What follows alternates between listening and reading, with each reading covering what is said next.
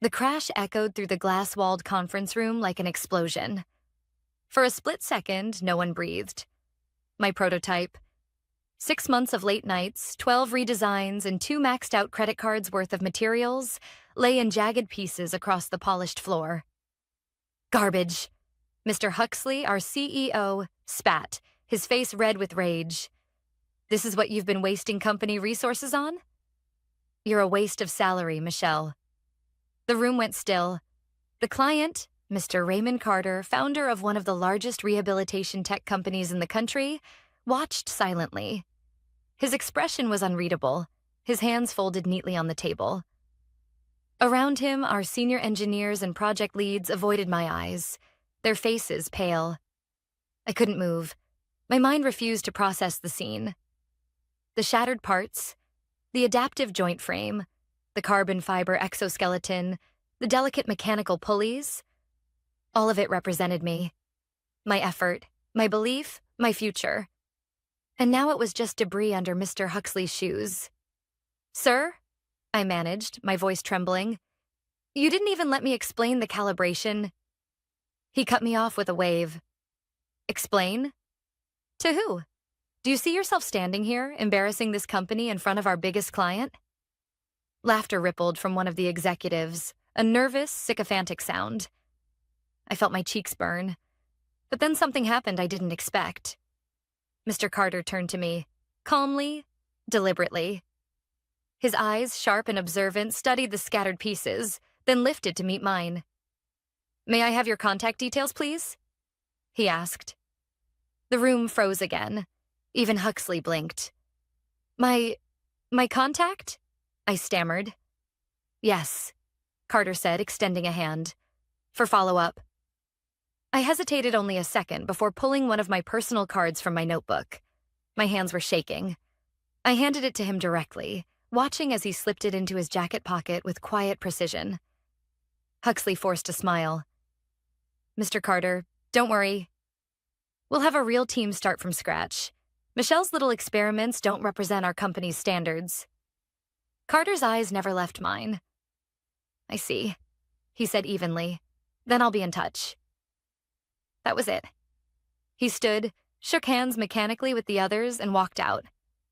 The door closed behind him with a soft click that sounded to me like the end of everything. Huxley turned on me instantly. Clean this up, he barked. And Michelle? Take the rest of the day off. HR will schedule your reassignment. I knew what that meant. A demotion, or worse, being quietly pushed out. I knelt down, my throat tightening as I picked up the broken fragments of my work. Each piece cut into my palms, tiny reminders of every hour I'd believed I was building something meaningful. Leave it, Huxley snapped. Maintenance will handle it. These are custom parts, I whispered. He smirked. For a custom failure. Then he walked away. When the room emptied, I stayed on my knees, staring at the mess. For a long time, all I could hear was the faint hum of the AC and the echo of my heartbeat. This wasn't supposed to happen. My design, a fully mechanical mobility assist frame, didn't rely on power or software. It could have worked anywhere. In hospitals, in war zones, in remote clinics without electricity. It could have changed lives. And now it was gone. I sat on the floor until the janitor entered with a broom. You okay, miss? He asked softly. I nodded, even though I wasn't. I gathered the few undamaged pieces into a small box and walked out without looking back. Outside, the city felt louder than usual. Cars blared, people hurried past, and I stood there, invisible among them, clutching the box like it was the only thing keeping me upright. My phone buzzed. I almost ignored it. Then I saw the name on the screen. Raymond Carter. I froze. Hello? I answered, trying to steady my voice. Ms. Alvarez, he said, his tone measured. I'd like to speak further about your design. Privately, my pulse quickened. I don't understand. Mr. Huxley? Mr. Huxley, he interrupted, made it clear what he values. I'm interested in what you built. I gripped the box tighter. I can't share company property. I'm not asking for schematics, Carter said. Just conversation. I believe your concept has potential. Meet me tomorrow, 10 a.m. at my office. No materials, no designs, just ideas. Before I could reply, the line went dead. I stood there in the middle of the street, rain beginning to fall, the box of broken parts pressed against my chest. It wasn't over. It couldn't be over. That night, I laid the salvaged pieces on my kitchen table, each one glinting under the dim light. My hands still shook, but not from fear anymore. From something sharper. Resolve they had taken my dignity, my recognition, and almost my belief in myself. But not my mind. Not my invention. And if Mr. Huxley thought he could destroy me in front of the world, he was about to learn what I was capable of building in the shadows. The next morning, I woke to the gray light of dawn and the sound of rain tapping softly against my window.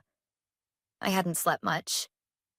Every time I closed my eyes, I saw Mr. Huxley's hand smashing my prototype, the pieces flying in slow motion. Then I'd see Mr. Carter's face, calm, thoughtful, unshaken. I almost convinced myself I'd imagined the call, that someone like Raymond Carter wouldn't really be interested in me, an engineer whose career had just imploded in a single meeting. But at 9:58 a.m., I stood outside his company's headquarters, a sleek glass building on the riverfront, clutching my umbrella and trying not to look like someone whose entire life had just fallen apart. The receptionist smiled politely. "Mr. Carter is expecting you, Ms. Alvarez." 11th floor, when the elevator doors opened, he was already waiting. No assistants, no formalities, just him. "Michelle," he said, offering a hand. "Thank you for coming." His office overlooked the city. It was minimalist, with sketches of prosthetic designs framed along one wall. "I'm not going to waste your time," he began, motioning for me to sit.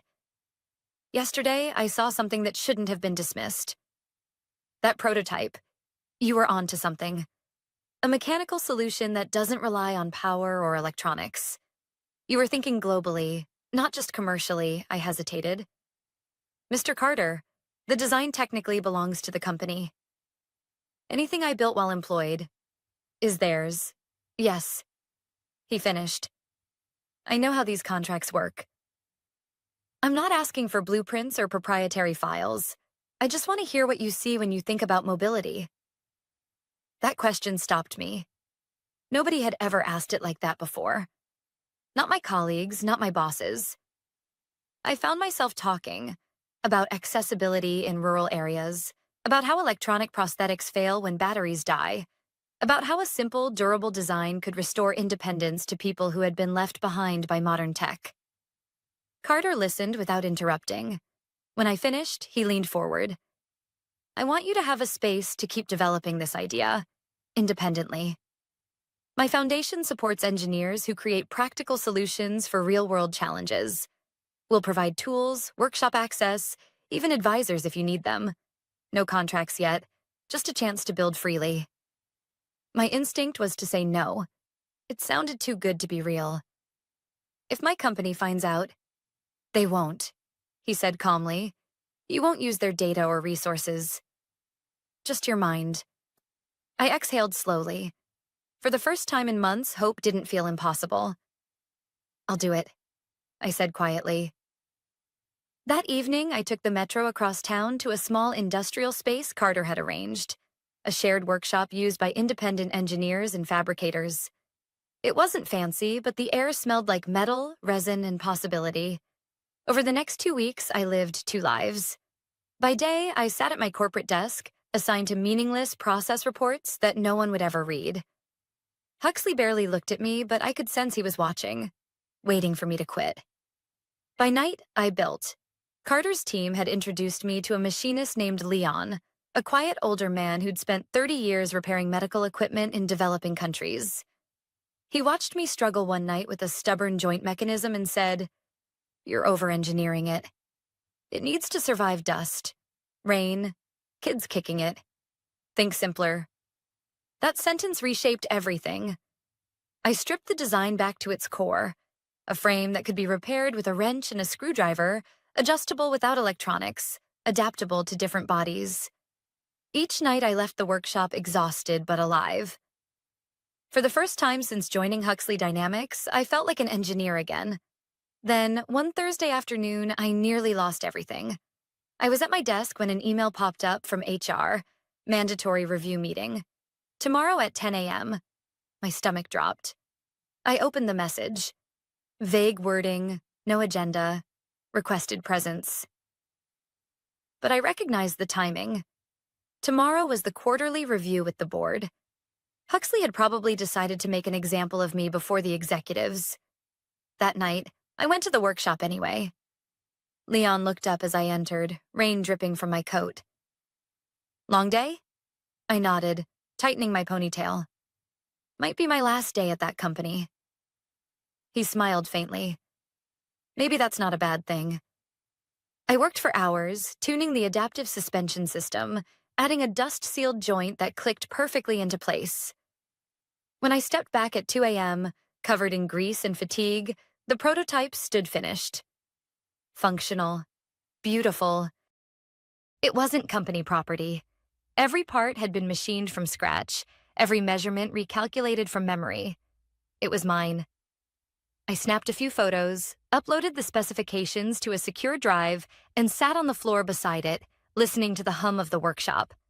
Tomorrow, they might fire me. But tonight, I'd rebuilt what they tried to destroy. Before leaving, I sent one short message to Carter. It's ready. He replied instantly. Perfect timing.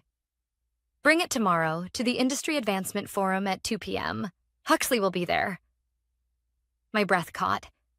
Tomorrow, I might lose my job. Or I might finally be seen.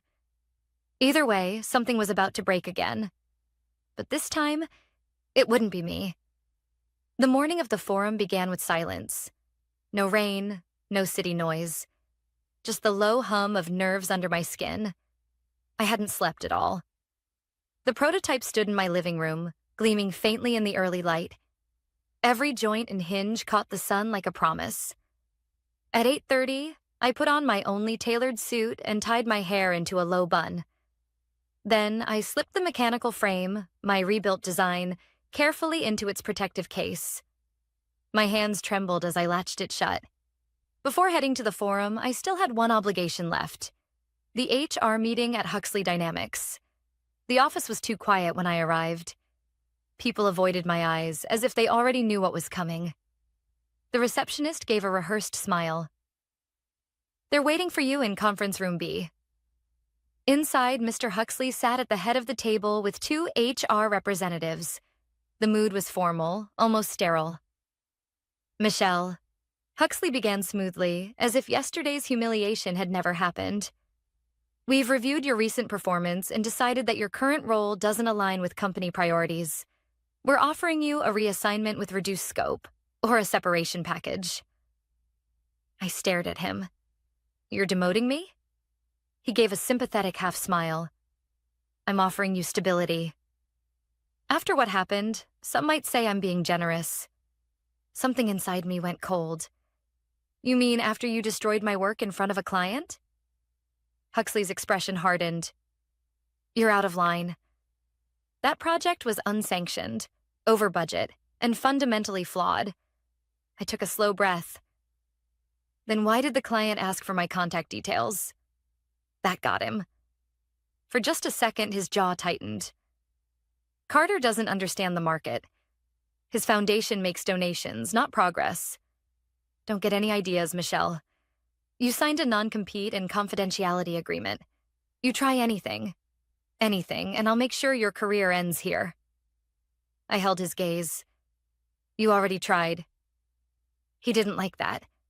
His eyes narrowed. You have until Monday to decide. Reassignment or resignation, I stood. Thank you for the clarity, sir. Then I left. By the time I reached the industry forum at 1:45 p.m., the tension in my chest had built into a solid weight. The event was held in a sprawling convention center near the harbor. Banners lined the entrance. Innovation for global accessibility. Inside, the air buzzed with energy. Booths displaying high-end robotics, exoskeleton prototypes, gleaming prosthetic limbs powered by AI. Everything shimmered with screens and electricity. My mechanical design, by contrast, looked almost humble. Mr. Carter met me near the entrance, wearing the same calm expression as always. "You made it," he said. "I almost didn't. Good thing you did." He smiled faintly. "You're our surprise guest." "What do you mean, our?" "You'll see." He led me through the maze of displays to the main auditorium. At the center stood a small demonstration platform. Engineers, investors, and healthcare leaders filled the seats. On the stage, a host was introducing the afternoon session. When I saw who sat in the front row, my pulse spiked. Mr. Huxley, perfectly composed, chatting with two board members. Carter leaned toward me. "He doesn't know you're presenting. Stay calm." Before I could react, the host's voice boomed. "Our next demonstration is from an independent engineer whose approach to mobility may redefine what accessibility means worldwide. Please welcome Michelle Alvarez." For a moment, I couldn't move. The crowd's polite applause echoed like static. Then I felt Carter's hand on my shoulder. "Go." I stepped onto the stage. My legs felt wooden, but my voice, surprisingly, didn't shake.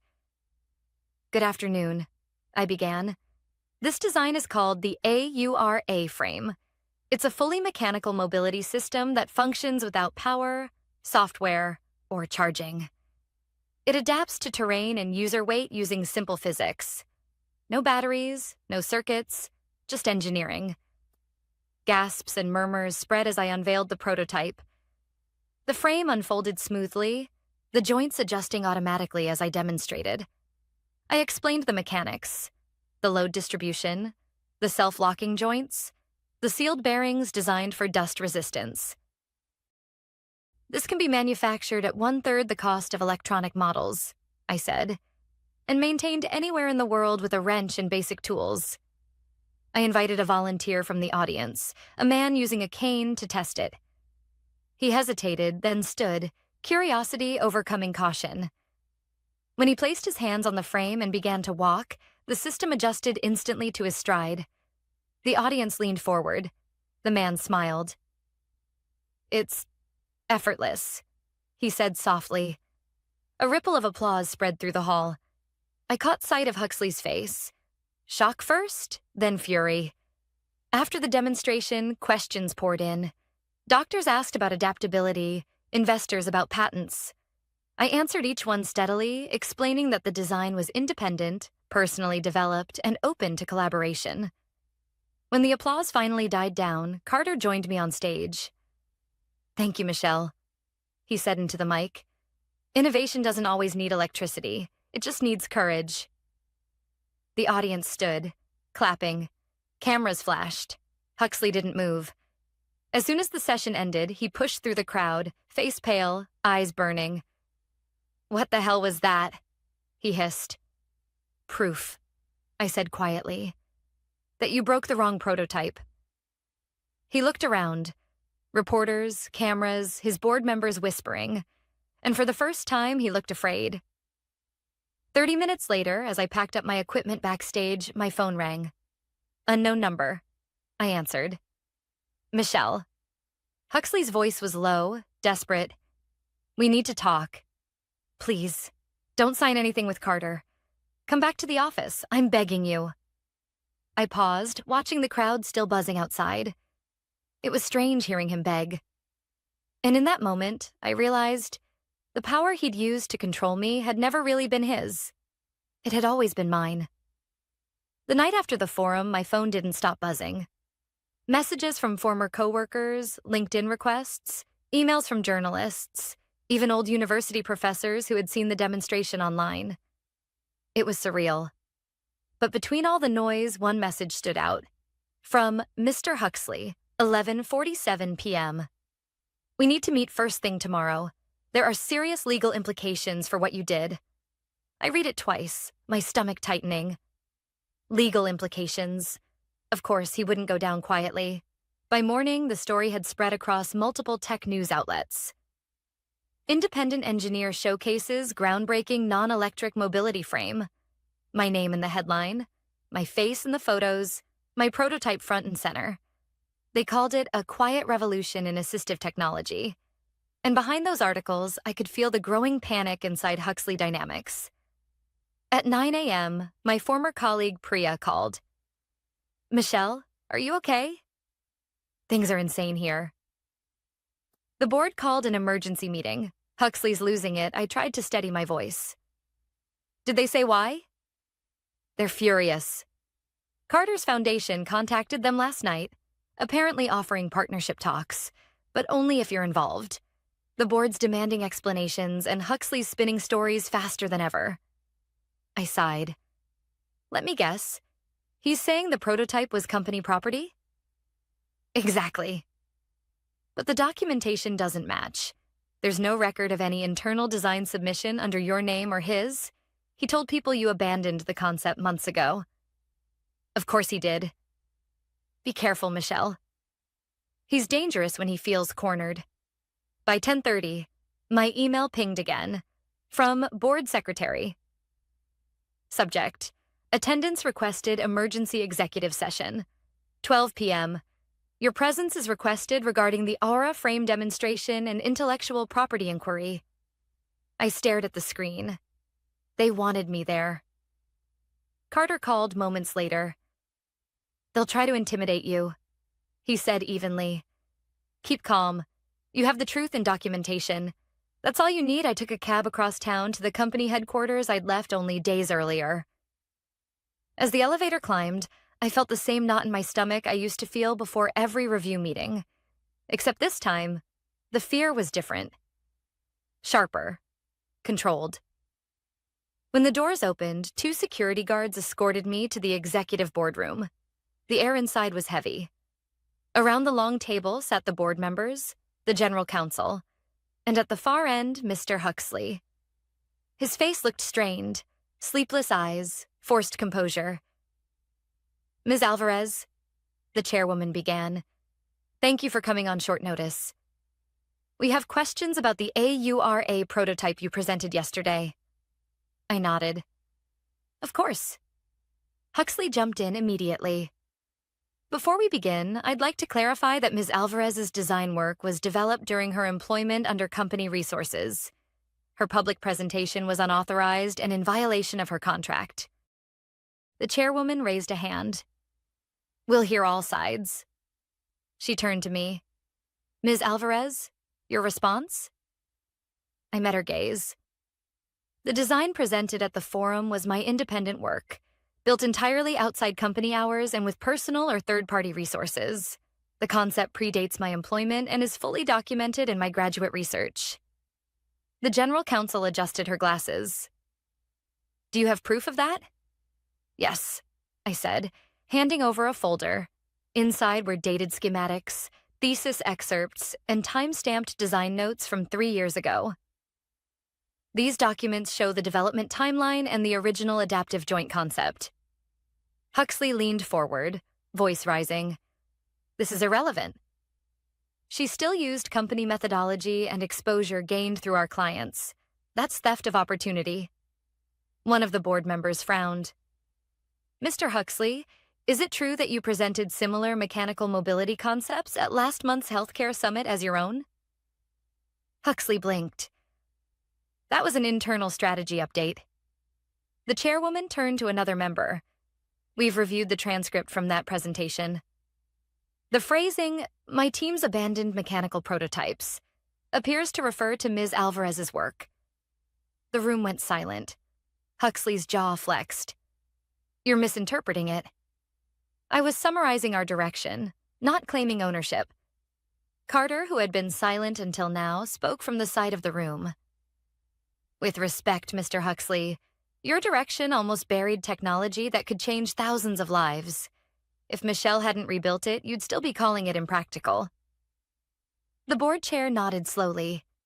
"It seems the situation goes beyond a contract issue. It speaks to leadership judgment color drained from Huxley's face." "You can't be serious. I've run this division for 8 years." "Then you should understand accountability." she said quietly. Effective immediately, your administrative access is suspended pending a full review. The words hit like a thunderclap. Huxley stood abruptly, knocking his chair back. This is ridiculous. You're taking her side? A junior engineer who went rogue? No one responded. The silence was answer enough. Security escorted him out. He didn't look back. After he left, the chairwoman turned to me. Miss Alvarez, we owe you an apology. The board recognizes the potential of your design. We'd like to discuss forming a new division dedicated to sustainable mechanical mobility, under your leadership, in partnership with Mr. Carter's foundation. For a moment, I couldn't speak. Everything, the humiliation, the sleepless nights, the shattered prototype, crashed back in a wave. I accept, I said finally, my voice steady. Carter smiled faintly. Good. Then let's build something that lasts. When the meeting ended, I stepped outside into the afternoon sunlight. The city looked the same, but nothing felt the same. For the first time, I wasn't an employee fighting for approval. I was the one setting the direction. And as I looked up at the skyline, I realized something simple but powerful. Sometimes justice doesn't come through revenge. It comes through visibility, when the truth stands on its own, undeniable and unbreakable. 3 months later, I walked through the new research facility for the first time. It wasn't glamorous, just a converted warehouse on the edge of the city, but it hummed with purpose. The walls were lined with sketches, 3D models, and half-assembled frames. The sound of drilling and laughter filled the air. We'd named it AURA Labs, after the frame that started it all. Carter's foundation had provided the initial funding, and the company board, after several long negotiations, had signed off on the partnership. What they hadn't expected was how quickly the project would take off. Within weeks, requests came in from clinics, rehabilitation centers, and NGOs from all over the world. People weren't asking for luxury devices. They were asking for solutions. I stopped by one of the workbenches where Leon, the machinist who had helped me rebuild in secret, was tightening a bolt on a new prototype. He looked up, wiping his hands. Hard to believe, huh? A few months ago, we were working under flickering lights in a rented workshop. And hiding from corporate spies, I added with a smile. He chuckled. Now look at you, Director Alvarez. The title still felt strange. I didn't feel like a director. Just someone who finally had the chance to build without being silenced. At noon, I joined Carter in the meeting room. A pile of reports covered the table. Manufacturing costs, field test feedback, partnership requests. The Kenya trials came in, he said, handing me a folder. 94% success rate in rough terrain. Repairs done locally, 0 power failures. My throat tightened as I flipped through the photos. Kids using the adaptive frames to walk to school, adults traversing muddy roads to reach clinics. These weren't numbers anymore. They were lives. Carter watched me quietly. You should be proud, Michelle. You did this? No, I said, closing the folder. We did this. Every person who believed it was possible when it looked like failure. He smiled. Still humble. Still learning. I corrected. That afternoon, a visitor arrived unexpectedly, Priya from my old company. She looked nervous when the receptionist showed her in. I hope it's okay that I came, she said. Of course, I said, motioning her to sit. How are things over there? She hesitated. Different. The board brought in an interim CEO. They're reviewing all active projects. Huxley, well, he tried to start his own firm. It's not going well. Word travels fast. I nodded slowly. Part of me felt satisfaction, but it wasn't joy. More like closure. I'm sorry it turned out that way, I said honestly. He wasn't always wrong, just blinded by ego. Priya smiled faintly. You're kinder than most would be. She paused, then added, People talk about you a lot, you know. Some as a cautionary tale, others as an inspiration. Let's hope the right story sticks. Before she left, she handed me a small envelope. Inside was a note signed by several engineers from my old department.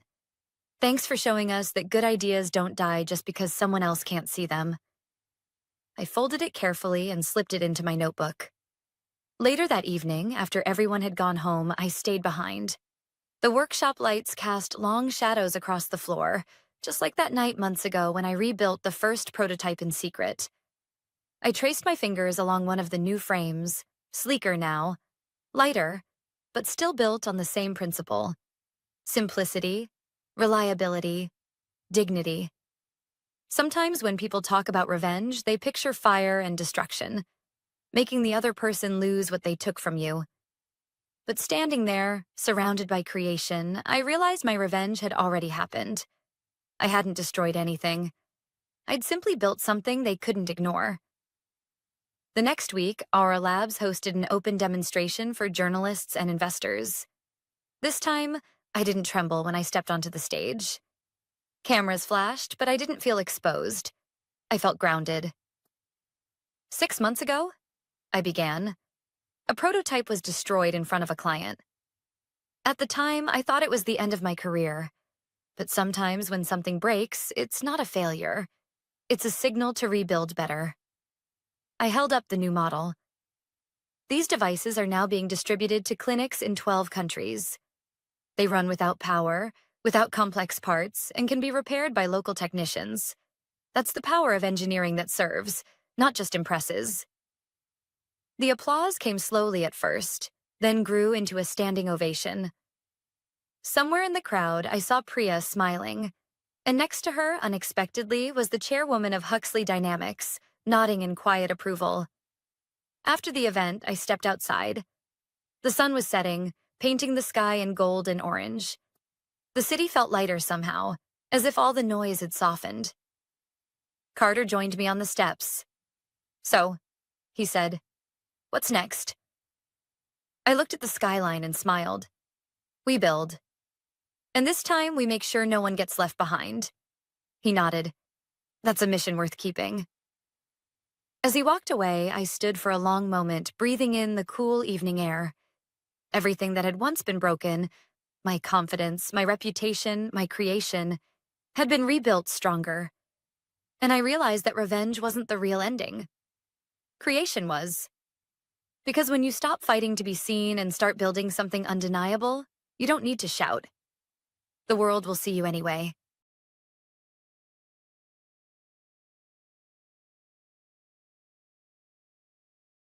The lilies on my kitchen counter hadn't even wilted when I walked into the building that had once felt like a second home. The automatic doors opened with their familiar hiss, releasing that sterile, lemon-scented air that usually calmed me. But that morning, it only made my stomach turn. It had been 5 days since I buried my mother. 5 days since I'd stood in a black dress beside a wooden coffin, pretending to be composed while every part of me wanted to crumble. My mother had been my anchor, my quiet encourager through 14 years of climbing the corporate ladder. And now she was gone. And I'd returned to the only place I knew how to function. Except, as I stepped onto the executive floor, something was wrong. The plaque outside my office, Claire Donovan, Director of Strategic Operations, was gone. In its place was a strip of bare metal, adhesive residue still visible beneath the fluorescent lights. My door was open, and inside, 2 janitors were stuffing my things into black trash bags. "What are you doing?" I managed, my voice brittle. One of them froze mid-motion, clutching the framed photo of my mother and me from my desk. "We were told to clear it out, ma'am." Orders from HR orders? I stepped closer, staring at the pile of my life. Research binders, notebooks, my laptop, even the glass award I'd received last quarter for leading the firm's biggest merger. All dumped together like garbage. A familiar voice spoke behind me. "Claire, you're not supposed to be here yet." I turned. It was Darren, the new head of HR. His tone clipped, rehearsed. The same man who'd sent flowers to my mother's funeral. Cheap ones with the company logo on the card. "I took personal leave," I said quietly. "It was approved." It was. But things have changed. He gestured toward my dismantled office. While you were away, the board decided to make some structural adjustments. Your position's been filled. Filled? I repeated, trying to process the word. By who? He hesitated. Ethan Caldwell. Effective immediately, I blinked. Ethan, my former assistant. 26 years old, charming, ambitious, and utterly unqualified to manage the department I built from the ground up. I had mentored him, defended him, even helped him get his MBA. Ethan? I said softly. You replaced me with my assistant? Darren's jaw tightened. It wasn't personal. The company needed a fresh approach. A fresh approach. That was their code for cheaper labor and fewer questions. My heart pounded in my chest, every beat echoing the same realization. They had waited until I was grieving, until I was at my weakest, to cut me out. My voice shook, but I refused to let it break. Where's my data? My reports? My laptop? All intellectual property has been reassigned to Mr. Caldwell, he said flatly. You'll receive your severance by mail. Severance. That word stung worse than anything else. 14 years of loyalty reduced to a severance package. For a long moment, I said nothing. Just stood there, looking at the bags of my life piled at my feet. The photo of my mother lay face down on top, her smile hidden behind cracked glass. I exhaled slowly and straightened. All right, I said finally. I understand. Darren's expression softened, relieved. I know this is difficult, Claire, but it's best if you... Don't worry, I interrupted, meeting his gaze. I won't cause a scene. And I didn't. I simply walked past him, past the curious eyes of coworkers pretending not to stare. My heels echoed through the corridor, steady and deliberate, even though my legs felt like lead. By the time I reached the parking lot, my hands were trembling so badly I could barely unlock my car. The grief I'd been holding back for days surged upward. Anger, betrayal, disbelief all tangled together. But beneath the chaos, a single thought formed, calm and precise. They thought I'd break. They didn't know who I was. My mother had always said, "Grace under fire, Claire." That's what sets you apart. I could almost hear her voice as I sat behind the wheel, staring at the glass facade of the building that had discarded me. I wiped my tears, steadied my breathing, and opened my phone. Not my lawyer. Not yet. There was someone else I needed to call. Someone who owed me a favor. When the line connected, a low voice answered. Claire? I didn't expect to hear from you so soon. They've made a mistake, I said evenly, and I'm going to need your help correcting it. There was a pause on the other end, then a quiet chuckle. Understood. How soon? Now. I hung up, my reflection faint in the windshield. Tired eyes, pale skin, determination flickering beneath exhaustion. The first rays of sunlight broke through the morning clouds, glinting off the building's glass panels. By noon, the executive floor would be in chaos. They just didn't know it yet. The city was still half asleep when I drove away from the parking lot. I didn't head home. Instead, I pulled into a quiet cafe 2 blocks away, ordered black coffee, and opened my laptop. My hands still shook as I typed the password. The bitterness in my mouth wasn't from the coffee. It was from the humiliation that clung to me like smoke. 14 years of loyalty, and they couldn't even wait until I'd finished mourning my mother. Not an email, not a conversation, not a shred of decency. Just trash bags. I clicked through my personal email, searching for a name buried in the past. David Harlow, a client I'd helped years ago during a merger that saved his logistics company from bankruptcy.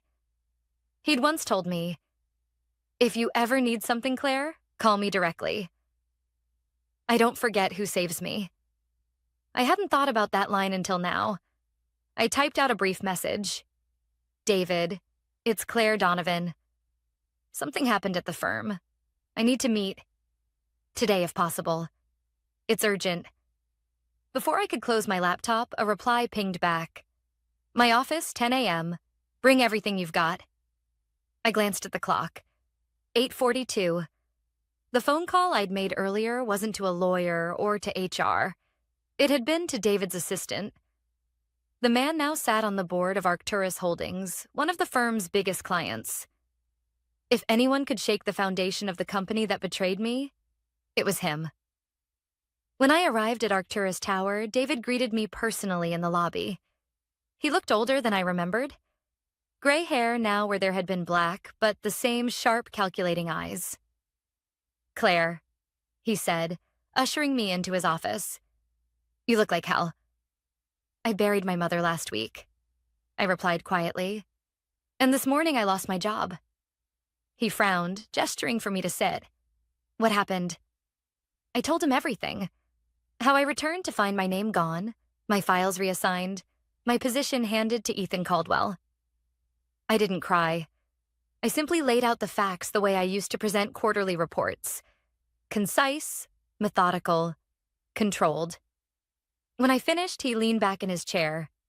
"Caldwell, you said?" That name rings a bell. He was my assistant. Barely 2 years out of school, David opened his laptop and typed rapidly. "Interesting, because this same Caldwell reached out to us last week. Wanted to renegotiate the contract on your merger project. Said he'd be our new point of contact moving forward." I blinked.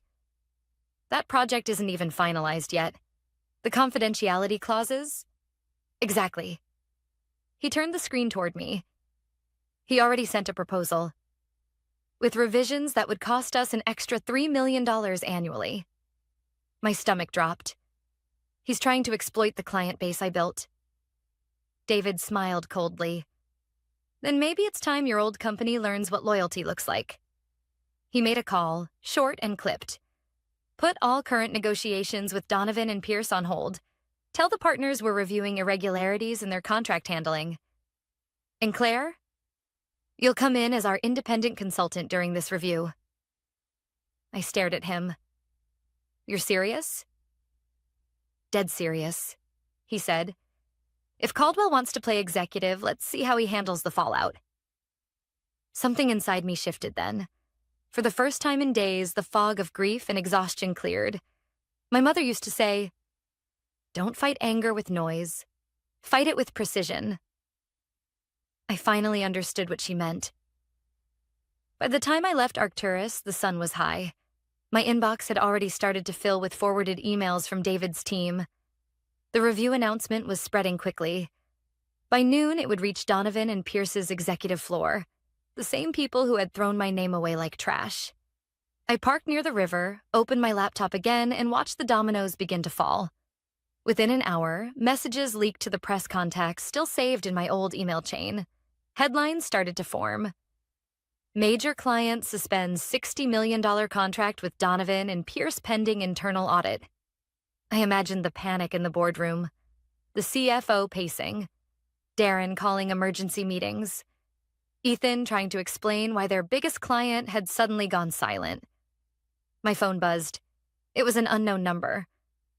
"Claire?" The voice was hesitant. "Ethan." "What do you want?" I said flatly. "They're saying Arcturus pulled their account because of me." Did you talk to them?" I looked out over the water, the current dark and steady. "Ethan," I said quietly, "you made your choice. Please, Claire, I didn't know they were letting you go. HR said you weren't coming back, that you'd resigned." I almost laughed. "Resigned? Then you should have asked me yourself," I said, and ended the call.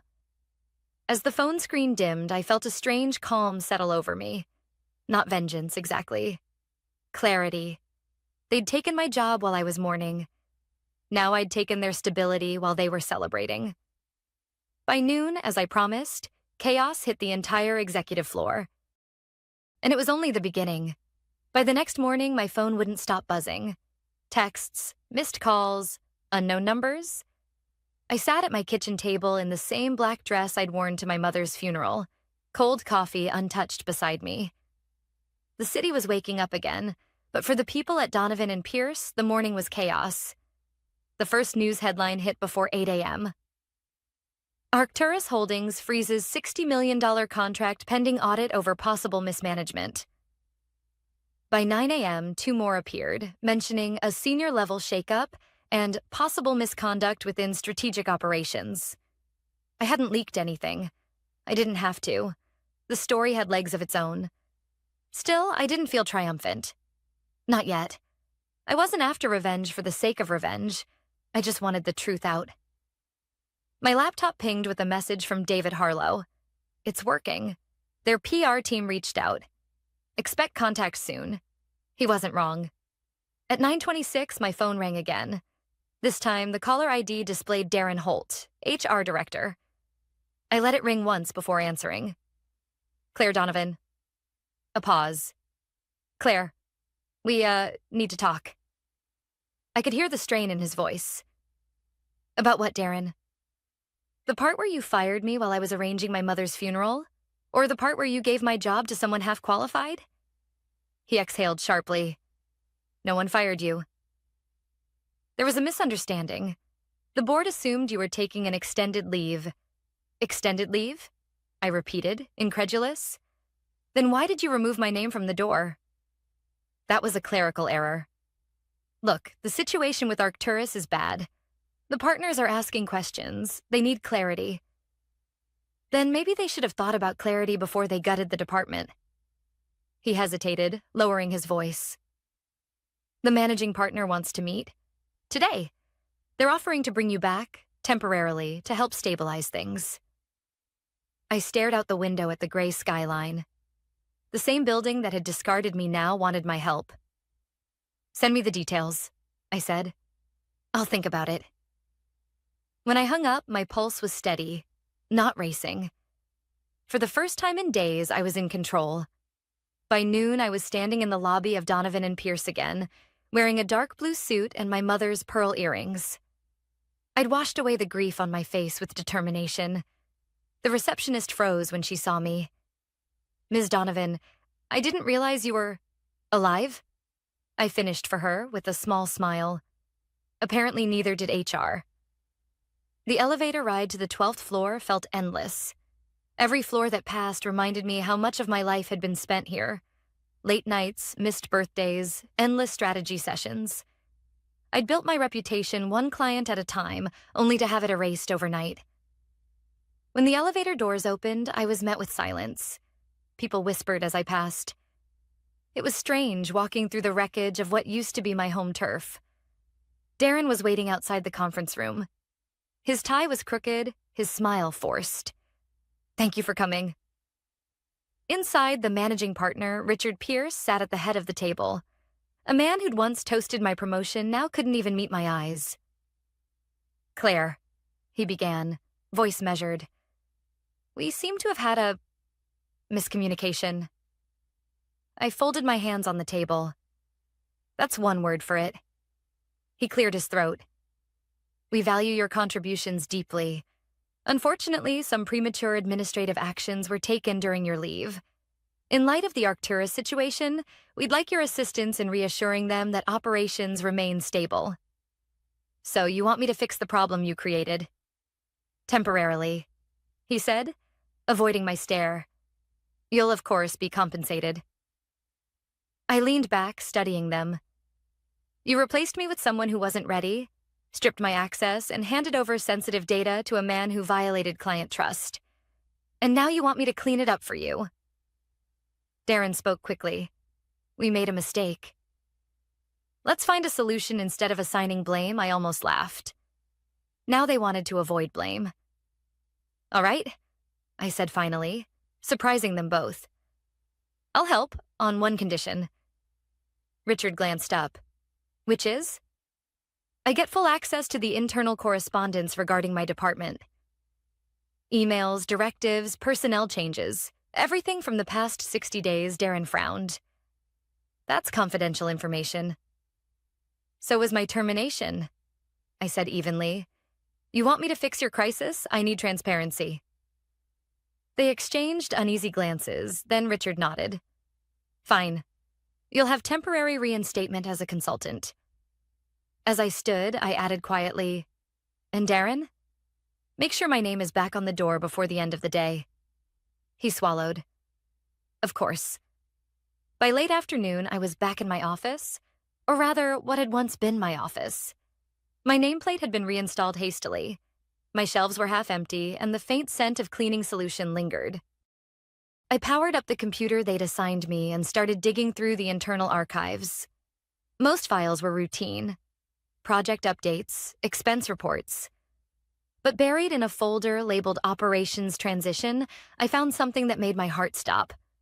A memo dated 2 weeks before my mother's death.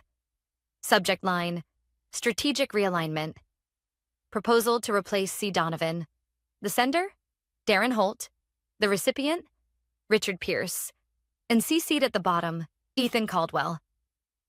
My hand froze on the mouse. They hadn't acted during my leave. They'd planned it. I exhaled slowly, the familiar calm settling back in. They thought reinstating me would save them, but they just handed me the proof I needed to bring everything crashing down. That night, I couldn't sleep. Every time I closed my eyes, I saw my mother's handwriting on the sympathy cards piled on my kitchen table. She used to tell me, "The truth always leaves footprints, Claire. You just have to look close enough." So I looked. By midnight, my apartment floor was covered with printouts, memos, and screenshots. The deeper I went, the clearer it became. My removal hadn't been spontaneous. It was a carefully executed move, timed to my mother's illness and funeral. The memo I'd found earlier wasn't the only one. There were emails between Darren and Richard discussing succession strategy, referencing Ethan as a cost-effective replacement. One note read, "She's emotionally compromised. Best to act while she's distracted with family matters." I stared at those words for a long time, the cursor blinking beside them. Emotionally compromised. That was their justification for gutting my career. I didn't cry. I just started building a timeline. From what I could piece together, Darren had convinced the board that I'd been planning to resign. Ethan was positioned as my successor, trained quietly in the background. Once I took personal leave for my mother's final weeks, they moved fast, reassigning my clients, removing my name, and rewriting internal reports to show voluntary transition. By the time I returned, I'd already been erased. But what they hadn't counted on was my access. As a consultant, I had full clearance again, something they'd never thought through in their panic to fix the Arcturus fallout. At 2 a.m., I plugged in an old flash drive, labeled Client Archive 2018, and began cross-referencing files. That's when I found the anomaly. One client account, Redbridge Technologies, listed under both my department and Ethan's.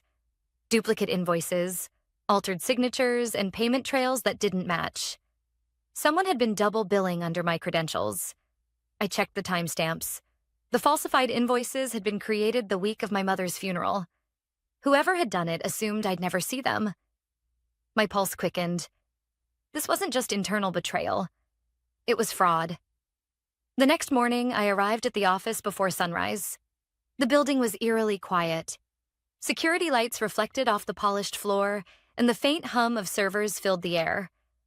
I made straight for my office, locked the door, and started printing evidence. Emails, invoices, digital trails. All of it. At 8:05, there was a knock. "Come in," I said without looking up. It was Ethan. He looked exhausted. Dark circles under his eyes, his usual arrogance replaced by panic. "Claire, we need to talk," he said, shutting the door behind him. "About what?" I asked, still typing. He hesitated. "I didn't know they were going to push you out like that." "I thought you'd—" "Resigned?" I cut in, glancing up. "Yes, I've heard the story." He rubbed the back of his neck. "They told me it was temporary, that you wanted to step back." I swear, I didn't mean for any of this to happen. I studied him for a moment. His voice cracked slightly, and for the first time, I believed he was telling the truth, at least partially. "Then why did you approve duplicate invoices under my name?" I asked quietly. He froze. "What?" "Redbridge Technologies, 2 billing streams, One under my credentials, one under yours. Same deliverables. Same dates. His face drained of color. Claire, I didn't do that. Then who did? He swallowed hard. Darren. He said it was to smooth things over while transitioning accounts. He handled the invoices himself. And you didn't question it? I didn't think I could. For a long moment, I said nothing. Then I slid a folder across the desk. Inside was a printed copy of the memo that recommended my removal. Ethan stared at it like it was a live wire. You were a pawn, I said softly. But pawns still leave trails. He looked up, guilt and fear battling in his eyes. What are you going to do? What I should have done weeks ago. I stood, gathering the printed documents into a neat stack. There's a compliance officer who handles fraud audits. You're going to call her and tell her everything. Then you're going to CC me, Claire. If you cooperate, I'll tell them you were manipulated. If you don't, I met his eyes. You'll go down with them. He hesitated, then nodded. I'll make the call. As he left, I finally let myself breathe. My hands were shaking, not from fear, but from the adrenaline of clarity. I forwarded every file I'd found to a secure drive labeled Mother. It was strange, but I felt like she was watching somehow, urging me to see it through. By 10 o'clock, the compliance department had the documents. By 11, an internal investigation was officially opened. And by noon, the whispers started. People avoided Darren in the hallway. The managing partner canceled his lunch meetings. Something was happening behind closed doors, and I was at the center of it. I looked at the office door that once carried my name and thought of my mother's voice again. The truth leaves footprints. And I had just shown them where to look. By Friday morning, the entire building hummed with unease. Conversations stopped when I walked past. Doors that were once left open were now half closed, muffling hurried whispers. The internal investigation had been announced late the previous night, and the email had sent shockwaves through the firm. Subject: compliance audit, confidential. It stated that all senior staff were to cooperate fully with auditors regarding potential irregularities in client billing and departmental transitions. Darren hadn't shown up that morning. His assistant claimed he was working remotely. Everyone knew what that meant. At 9:30, I was summoned to the main conference room. The managing partner, Richard Pierce, sat at the head of the table looking like he hadn't slept. Across from him were 2 compliance officers from headquarters and Ethan, visibly nervous but present. Ms. Donovan, one of the auditors began, thank you for coming. We understand you've been assisting with internal clarifications. I nodded. Yes, I've provided documentation of inconsistencies I discovered after my reinstatement. Richard leaned forward, clasping his hands. Claire, this situation has gotten out of control. We need to resolve it quietly before it damages the firm's reputation. I met his gaze. You mean before it damages your reputation? He exhaled slowly. If certain documents were misunderstood or mishandled, we can deal with it internally. There's no need to escalate. I pulled a folder from my bag and placed it on the table. These are the signed invoices sent to Redbridge Technologies under my name while I was on bereavement leave. The timestamps placed their creation the same week I buried my mother. The auditors exchanged a look. Who had access to your credentials during that period? Darren Holt, I replied. He initiated the transition and approved the payments. Ethan spoke up, his voice trembling. He told me it was authorized by Richard. Richard turned sharply. That's absurd. The younger auditor raised an eyebrow. We'll verify authorization records in the system logs. Silence filled the room, thick and uncomfortable. I watched Richard's expression falter as he realized the tide had shifted. Then one of the auditor's phones buzzed. She stepped outside to answer it and returned moments later, her expression unreadable. That was headquarters, she said. They've just received confirmation from finance. Multiple transfers were made to a private account linked to a shell company under Darren Holt's name. Mr. Pierce, those transactions were signed off under your login credentials. The color drained from Richard's face. That's impossible. He must have forged. Your credentials required biometric verification. The auditor cut in quietly. The room went still. Ethan looked like he might be sick. I said nothing, just folded my hands on the table. Finally, I spoke. You let them remove me because you thought I was a liability.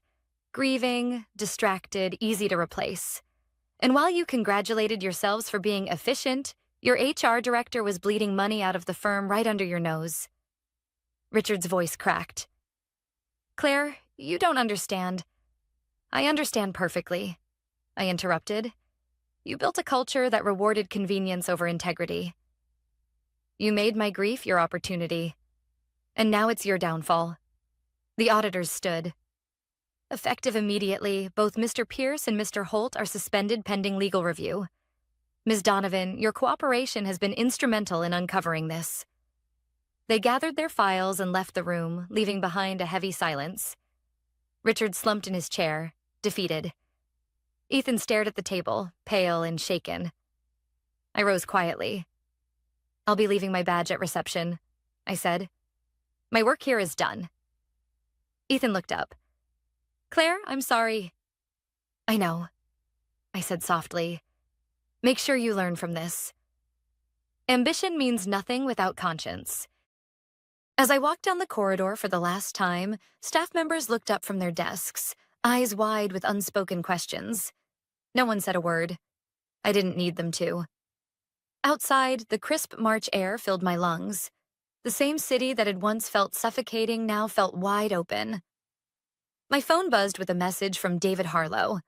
Arcturus reinstated the contract under your consulting company's name. Congratulations, Director Donovan. I stared at the message for a moment, the reality sinking in. I had my independence back, not as an employee, but as an equal. I drove straight to the cemetery. The lilies on my mother's grave had begun to wilt, their edges curling brown in the wind. I replaced them with fresh white ones and knelt beside the headstone. Mom, I whispered, you were right. The truth does leave footprints. For a long while, I just sat there, letting the quiet settle around me. Not as revenge, not as triumph, but as closure.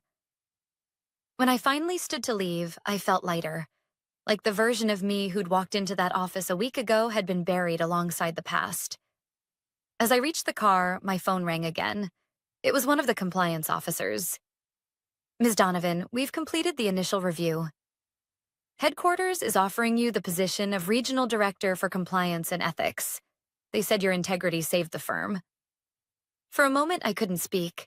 Then I smiled faintly. Tell them I'll think about it. I ended the call and looked out over the horizon, where the morning light touched everything gold. My mother's words echoed once more in my mind. Grace under fire. Claire, that's what sets you apart. She was right. In the end, I hadn't needed to shout, threaten, or destroy. I'd simply shown them the truth and let it do the rest.